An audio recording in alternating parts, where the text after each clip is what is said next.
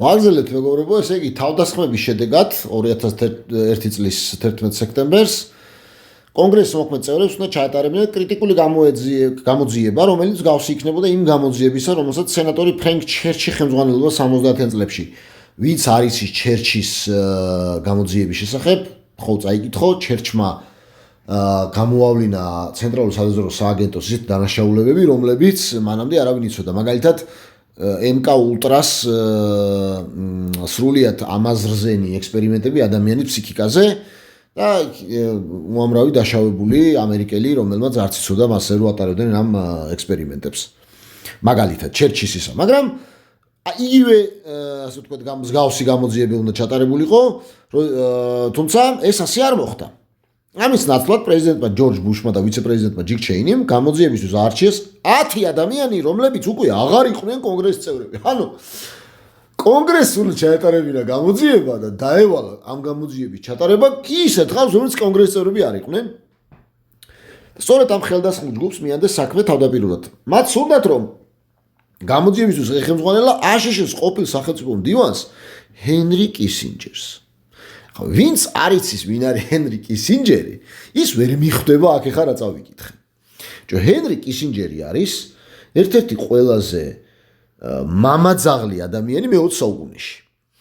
მე-20 საუკუნის მეორე ნახევარში აუცილებლად რა, განსაკუთრებით 70-იან წლებში. მისი წიგნებზე რო წაიკითხო, შეიძლება ცუდად გახდა, ისეთი ამაზრზენია, მაგალითად მისი ცნობილი დიპლომატებისთვის ცნობილი და ზოგადად პოლიტოლოგებისთვის ცნობილი 800-ზე მეტ გვერდიანი წიგნი სახელწოდებით დიპლომატია.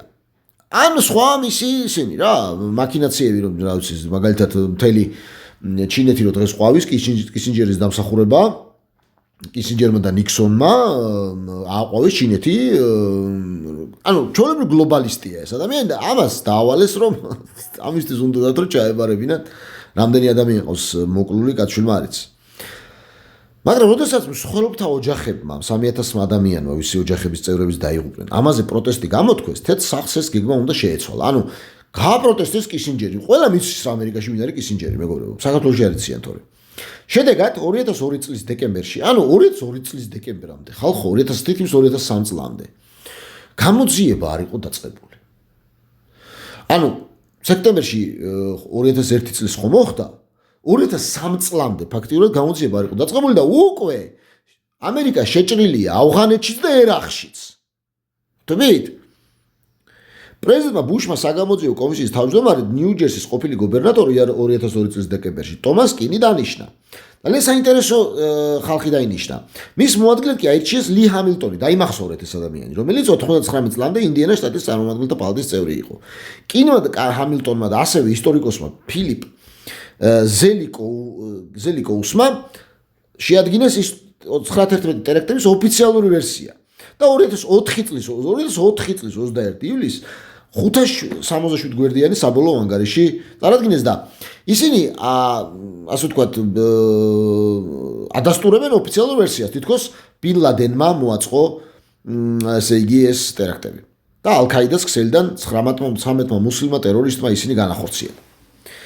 ეხლა რა დევს ამ დოკუმენტში? ამ დოკუმენტში დევს მეგობრებო 2001 წლის 7 ოქტომბერს ტერაქტების შემდეგ აშშ-ის სამხედროების მიერ მუსლიმი ტყვეების გვანტანამოს ბაზაზე კუბაში წამების ჩვენებები. ანუ ამ წამების ორგანიზატორი იყო ცენტრალურ სადაზვერვო სააგენტო CIA, რომელმაც გამოაქვეყნა მეთოდები, როგორ ძილისგან როგორ აწამებდნენ. ეგრეთ წოდებული ძილისგან გამოწვეული ტანჯვა იყო ასეთი მეთოდი და waterboarding-ი, ანუ წყლით დახრჩობის სიმულაცია. რას ნიშნავს ეს? ვისაც გინდა რომ ათქმევინო რაღაცა, ასმევ იმდენ ასე ვთქვათ წყალს, რომ მეტი არ შეუძლია. აი, პირში ჩაჩრიან შლანგს და მოუშვებენ ონკანს რა. ანუ გასკ და სანამ არ იტყვის. რა ვიცი რაღაცას, რაც უნდათ რომ ათქმევინონ. მანამდე წყალს უშვებენ იმაში, რა ქვია, მუცელში და რავი, ჩვეულებრივად ადამიანი კვდება, თუ არ იტყვის ის რაც საჭიროა. აი ესე აწამებდნენ. CIA გვანტანამოში დაკითხვის ბჭყალებში 100-ზე მეტი ანგარიში გადასცა კინს, ჰამილტონსა და ზელიკოუსს, რომლებიც თავად არ იყვნენ წამებაში ჩართული. თუმცა მათ თავიანთი ანგარიში სწორედ ამ ანგარიშებზე დაამყარეს. მათ საბოლოო მოხსენების მე-4-ზე მეტი ეყრდნობა საინფორმაციო ანგარიშებს. აშის მთავარი მოწმე პაკისტანელი ხალიდ შეიხ მუჰამედის წამებას დაექვემდებარა. თუმცა კარგად არის ცნობილი, რომ წამება არ წარმოადგენს სიმართლის დადგენის სანდო მეთოდს. წამების მსხვერპლთა განცხადებით ისინი მხოლოდ იმიტომ მათ განაცხადეს მოგვიანებით განაცხადეს, რომ იმიტომ იძლეოდნენ ამ ჩვენებას, რომ წამება შეწყვეტილიყო. ნუ რა ვიცი ხო. ჰამილტონის ანგარიშის გარეკანზე უნდა აღნიშნულიყო, რომ 19 ოფიციალური ანგარიში წამებაზე იყო დაფუძნებული. ისტორიკოსმა ფილიპ ზალიკომ მოგვიანებით სცადა საკამათო პროცესის გამართლება, იმით რომ ციტირებ, CIA-მ და ადმინისტრაციამ უარი თქვეს ჩვენთვის ტყვეებთან პირდაპირი წვდომის მიცემაზე, ხალხო. ანუ იმ ადამიანებს, ვისაც ჩაბარდა გამოძიების ჩატარება, არ მიეცა საშუალება ჩვენებების მიმცემებთან კომუნიკაციის.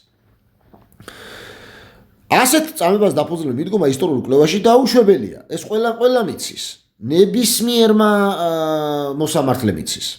ნებისმიერ წამებასთან დაკავშირებულ პირს შეუძლია დაწეროს წიგნი და ნებისმიერ ამ გამოაცხადოს შეშმარიტება, თან დაამატოს, რომ მისი მსხვერპლები ამას ადასტურებენ. ამიტომ ჰინის, ჰამილტონის და ზელიკოვის ანგარიში არ შეიძლება სანდოდ ჩაითვალოს. მეგობრებო, ეს არის ელემენტარული. ამას ამბობს პირდაპირ ჩემი სიტყვები არ არის.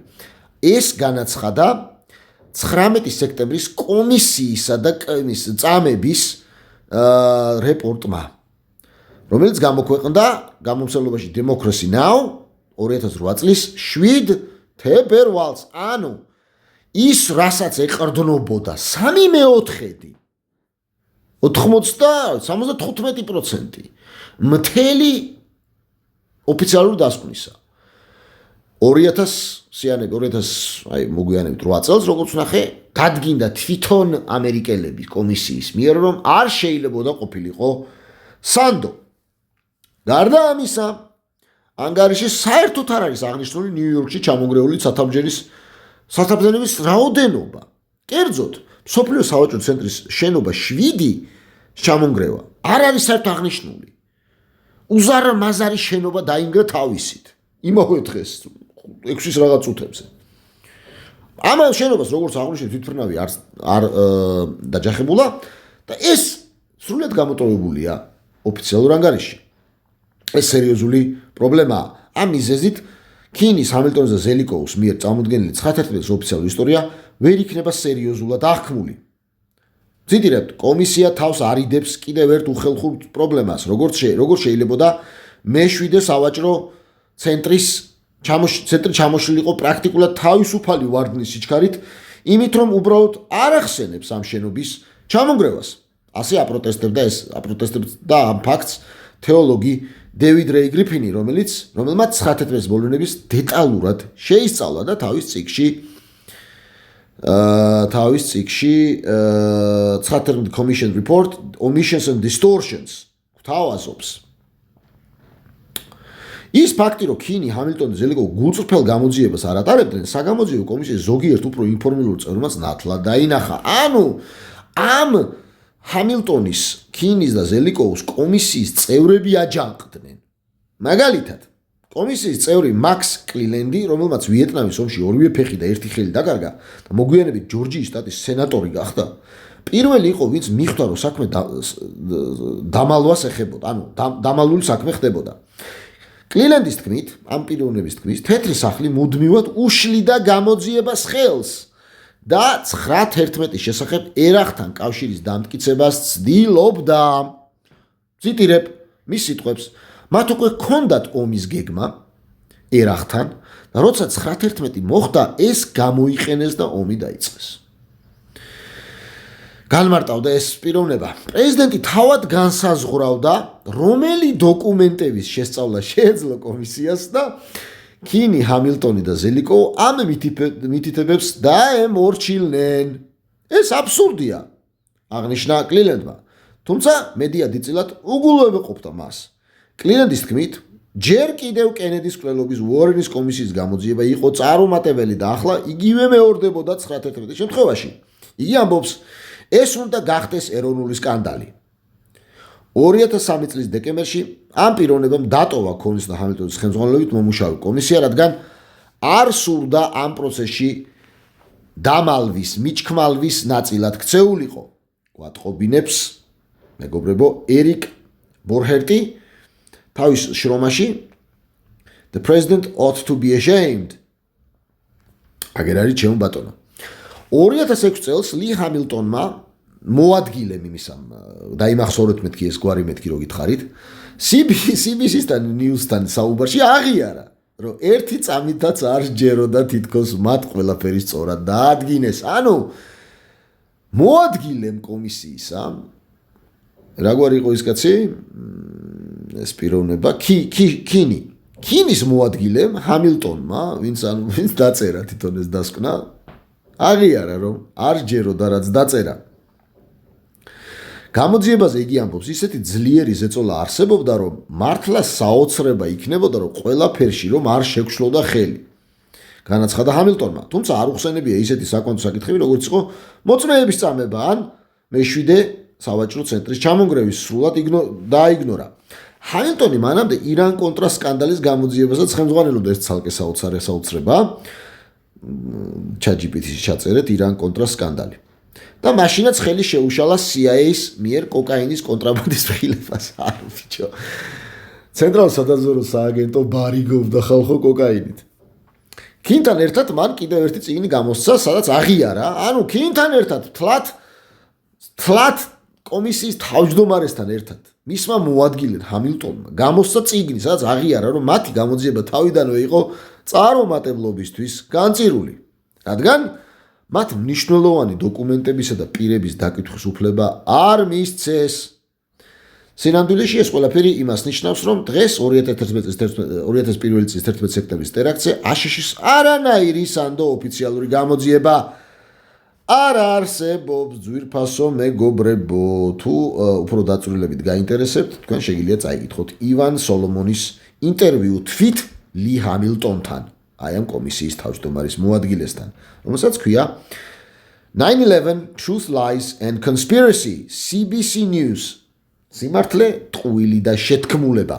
CBC News-ის 2006 წლის 21 აგვისტოს მისცა ამ ადამიანმა. ან ნახეთ Thomas Keane and Lee Hamilton without precedent, the inside story of the 9/11 Commission, რომელიც ასევე Publishing Group 2016 წელს 6 წელს გამოიცა. დადგენილია ამას აღარავინ აღარ უარყოფს, რომ ოფიციალური ვერსია გაყალბდა. ეს აქ მინდა შევჩერდე ამ ვიდეოს ნაწილში, მეორე ნაწილი ასეთია, ძვირფასო მეგობრებო, და ჯერ სათხარ ისეთი რაღაცები გველოდება.